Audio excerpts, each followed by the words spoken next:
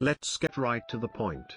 Since time is greater than money, well, the first and foremost thing is to know if you have a certain cognitive bias or not, and if you don't then it's great.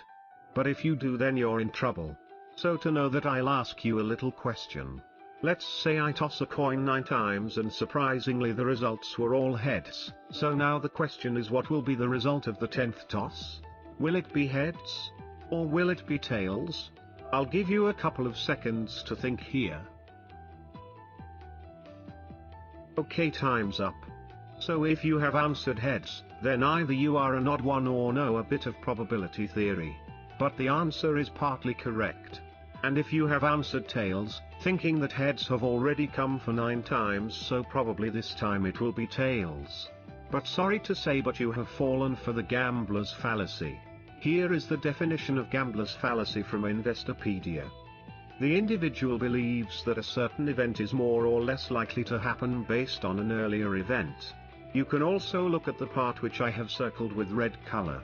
It's really important. So to give you some context, based on probability theory, there are 2 types of events that can occur. One is an independent event and another is a dependent event. An example of a dependent event is sales of the umbrella. Well, it depends upon the rainfall.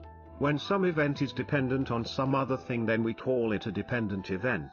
And an example of an independent event is tossing a coin. Every toss is independent of each other. It doesn't matter if the result is heads for 9 times in a row, 10th time also has an equal probability of heads.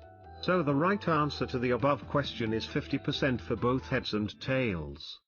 So the point here is, traders generally fall for the gambler's fallacy, as you can see in this image, and a similar thing is also mentioned in the book Trading in the Zone, which is a must-read book for every trader.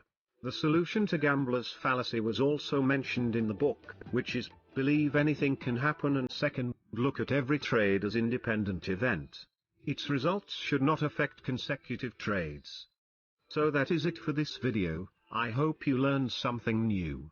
The next video will be up as soon as this channel reaches 50 subscribers.